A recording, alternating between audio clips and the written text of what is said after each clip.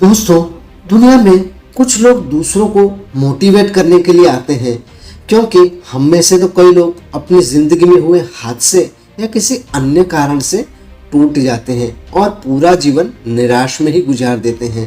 ये छोटी सी कहानी आपको आत्मविश्वास और आशा से भर देगी। यदि आपके सपने टूट जाएं और आपकी जिंदगी में कुछ करने को बचा नहीं हो तो दोस्तों घबराना नहीं, बस यह सोचना कि शायद ईश्वर मुझसे कुछ और ही करवाना चाहता है।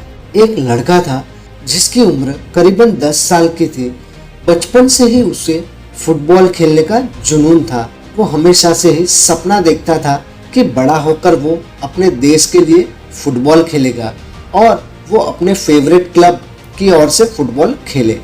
वो दिन भर खेलता और खूब प्रैक्टिस करता रहता। उसने खूब कड़ी मेहनत की और एक दिन उसका ये सपना साकार भी हो गया और उसे रियल मैड्रिड क्लब की ओर से फुटबॉल खेलने के लिए साइन कर लिया गया और वो एक फुटबॉलर के रूप में शामिल हो गया।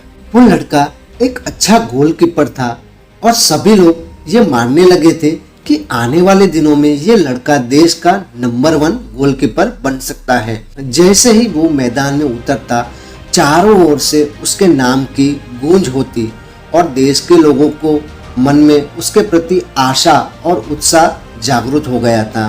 वो लड़का कदम दर कदम सफलता की ओर आगे बढ़ता ही जा रहा था। सभी उसे एक दिन देश के लिए खेलते देखना चाहते थे, मगर दोस्तों किस्मत को तो कुछ और ही मंजूर था और जो हादसा वो लड़के के साथ हुआ वो दिल दहला देने वाला था, जो उसने भी कभी नहीं सोचा होगा। एक शाम वो लड़का अपने कुछ दोस्तों के साथ घूमने गया। तभी रास्ते में अचानक उसकी कार का एक्सीडेंट हो जाता है और ये हादसे में वो लड़के की कमर के नीचे का पूरा हिस्सा पैरालाइज्ड हो जाता है। उसका इलाज चल रहा था, लेकिन डॉक्टरों ने कहा कि खेलना तो अब दूर की बात है, या अब ये लड़का ठीक तरह से चल भी पाएगा कि नहीं, ये भी कहना मुश्किल था। लंबे समय तक वो बिस्तर पर ही पड़ा रहा। देश के साथ ही उसका भी गोलकीपर बनने का सपना टूट गया और सपना सपना ही रह गया। उस लड़के की उम्र लगभग तकरीबन 20 साल की थी। वो लड़का बिल्कुल निराश हो चुका था। वो बार बार वो घटना को याद करके मायूस और उदास हो जाता। मगर दोस्तों कहते हैं ना, अगर आप में जिद है कुछ करने की तो आपको दुनिया की कोई भी ताकत नहीं रोक सकती। मगर ये सब तब मुमकिन है जब आप में जीतने का और कुछ कर दिखाने का जुनून सवार हो। कई दिनों का दर्द झेलने के बाद फिर एक दिन उस लड़के ने गिटार मंगवाया। अब वो गिटार बजाकर अपना दर्द भूलने लगा था। कुछ समय के बाद ही वो गिटार बजाने के साथ ही गाने भी गाने लगा और गानों को लिखने भी लगा।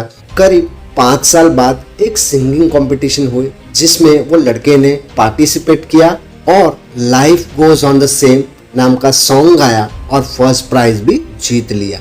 दोस्तों वो लड़का फिर कभी भी फुटबॉल नहीं खेल पाया, पर अपने हाथों में गिटार और होठों पे गानों को गाने लगा। बस इसके बाद क्या था दोस्तों, उस लड़के ने भी पीछे मुड़कर कभी नहीं देखा और अब संगीत की दुनिया में उसका नाम 10 बड़े सिंगर्स में आ चुका था।